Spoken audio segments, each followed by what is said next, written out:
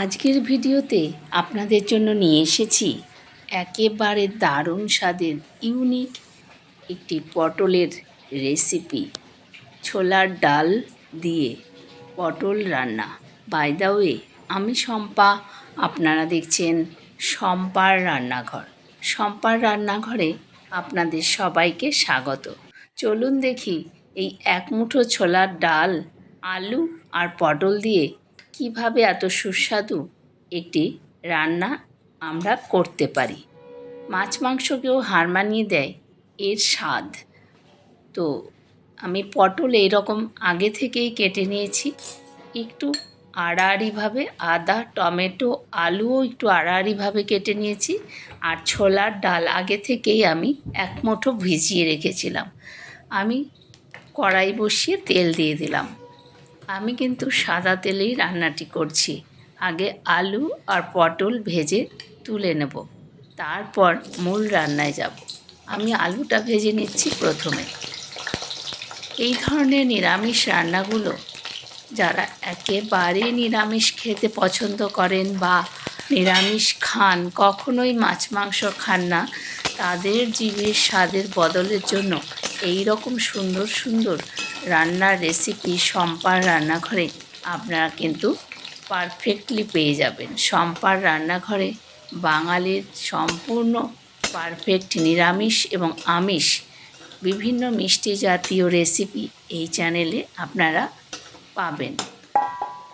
আমি আলু ভেজে তুলে নিলাম, দেখুন লাল লাল করে। আলুটা সুন্দর করে না ভাজলে আলুর কিন্তু কোনো টেস্ট হয় না, থাকে না। এবার আমি পটল ভেজে নেব। আলু পটল ভালোভাবে ভেজে নিয়ে তারপর আমি মূল রান্নায় যাচ্ছি। পটলটা আমি একটু অন্যরকমভাবে কেটেছি। খোসাটা একটু হালকা করে ফেলেছি, যাতে খেতেও ভালো লাগে, গলে না যায়, দেখতেও সুন্দর লাগে। এই কারণে পটল কিন্তু আমি একেবারে কড়া করে ভাজবো না, একটু হালকা ভেজে নেব। আমি এখানে 300 গ্রাম পটল আর ছোট মিডিয়াম সাইজের দুটো আলু নিয়েছি। আপনারা আপনাদের পরিমাণ বুঝে সব কিছু নেবেন।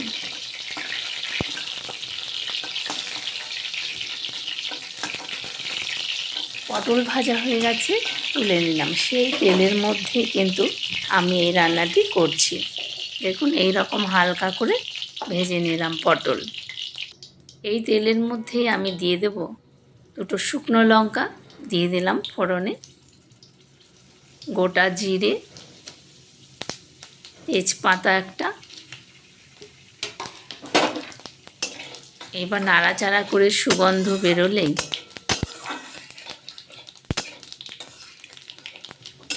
দেখুন গন্ধ কিন্তু বেরিয়ে গেছে, দিয়ে দেব টমেটো। টমেটো আপনারা ইচ্ছে করলে পেস্ট করেও দিতে পারেন, আমি কেটেই দিলাম।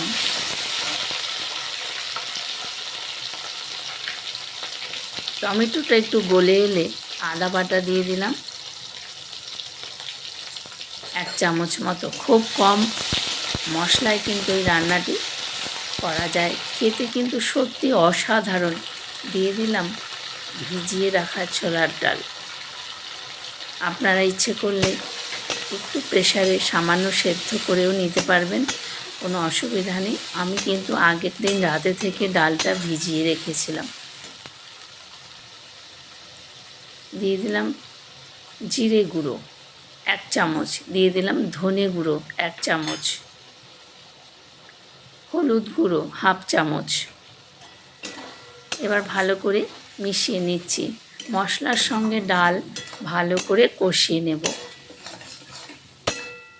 এই রান্নাটা যেমন দেখতে সুন্দর হয়, তেমন খেতেও সুন্দর, পুষ্টিকর। একটুখানি কাশ্মীরি লঙ্কার গুঁড়ো দিলাম সামান্য, এটা কালারের জন্য, অপশনাল। আপনারা চাইলে নাও দিতে পারেন, কোনো অসুবিধা নেই। এবার দেব স্বাদ মতো নুন। নুন আর ঝাল আপনারা যে যার স্বাদ অনুযায়ী কিন্তু দেবেন। আমি যেহেতু রান্নাটা খুব কম পরিমাণে করছি, তাই সব কিছুর পরিমাণও কিন্তু কম। এবার চিনি দিলাম। যে কোনো নিরামিষ রান্নায় একটু চিনি না দিলে যেন স্বাদ আসে না, এই কারণে একটু চিনি দিলাম।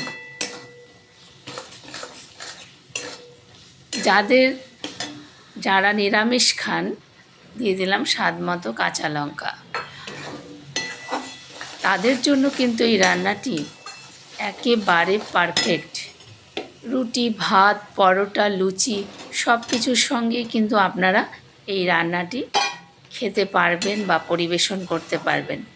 আমি এবার ভালো করে নাড়াচাড়া করে নিচ্ছি। সামনেই পুজো, অনেকে নবরাত্রি করেন, তাদের জন্য কিন্তু এরকম সুন্দর সুন্দর নিরামিষ রেসিপি ভীষণভাবে প্রয়োজন। তাদের কথা মাথায় রেখেই আমার এই রান্নাটি। একটুখানি জল দিয়ে নিলাম যাতে মশলাটা ধরে না যায়। ভালো করে কষিয়ে নেব।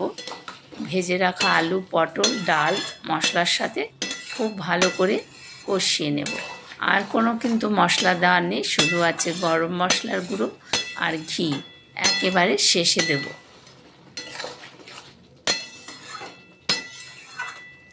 ভালো করে কষিয়ে নেব। এটা কিন্তু খুব গা মাখা হবে, একেবারে মাখো মাখো রান্না। অতিরিক্ত জল আমি দেব না, কিন্তু ডালটা সুসিদ্ধ হবে। কষানো প্রায় হয়ে গেছে, দেখুন মশলা থেকে কিন্তু তেল বেরিয়ে এসেছে।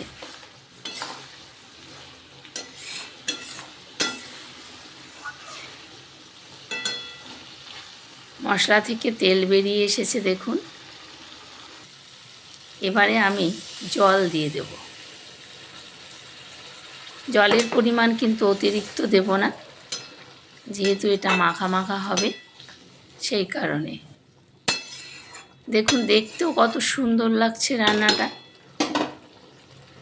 এবারে একটা ঢাকনা দিয়ে ঢেকে গ্যাসের ফ্লেম একেবারে মিডিয়াম টু লোতে করে 8 থেকে 10 মিনিট রান্না করব ছোলার ডালটা সেদ্ধ করার জন্য। রান্না কিন্তু রেডি হয়ে গেছে। দেখুন ডালও সেদ্ধ হয়ে গেছে, আলু, পটল সব কিছু সেদ্ধ হয়ে গেছে, একেবারে সুসিদ্ধ যাকে বলে হয়ে গেছে।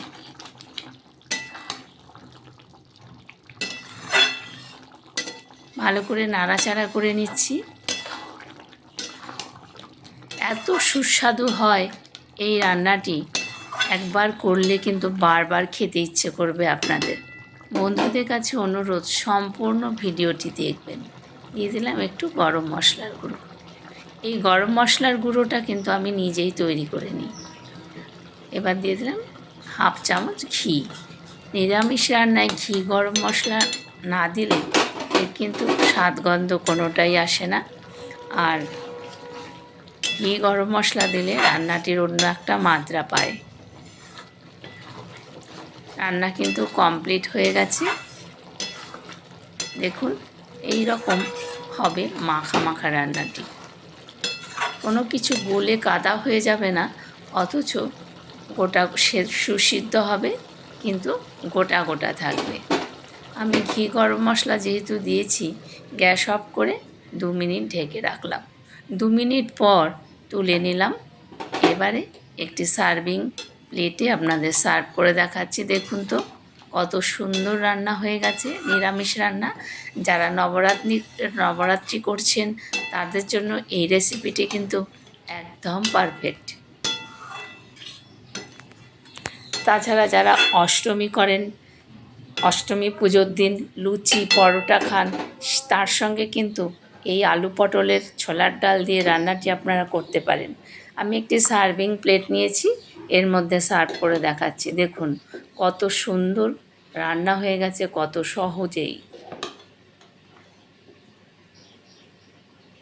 বন্ধুদের কাছে অনুরোধ করছি, সম্পূর্ণ ভিডিওটি দেখবেন। যে কোনো রান্না কেন, যে কোনো কিছুই সম্পূর্ণ না দেখলে কিন্তু কোনো কিছু শেখা যায় না। তাই রান্না যদি শিখতে চান, ধৈর্য সহকারে সম্পূর্ণ ভিডিওটি দেখবেন। আর যারা নতুন রাঁধুনি, নতুন বউ সংসারে, তারাও কিন্তু এই রকম সুন্দর সুন্দর রান্না তৈরি করে বাড়ির সবাইকে তাক লাগিয়ে দিতে পারেন।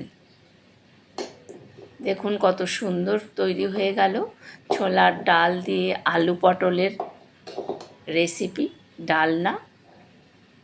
দেখুন কত সুন্দর, রুটি, ভাত, পরোটা সব কিছুর সঙ্গেই কিন্তু আপনারা এই রান্নাটি পরিবেশন করতে পারবেন।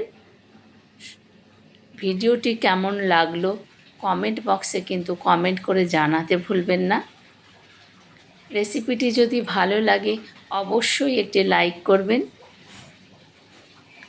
লাইক, কমেন্ট, শেয়ার ও একটি সাবস্ক্রাইব করে বেল আইকনটি প্রেস করে চ্যানেলটির পাশে থাকবেন। দেখুন কত সুন্দর তৈরি হয়ে গেছে আলু পটল ছোলার ডাল দিয়ে রান্না।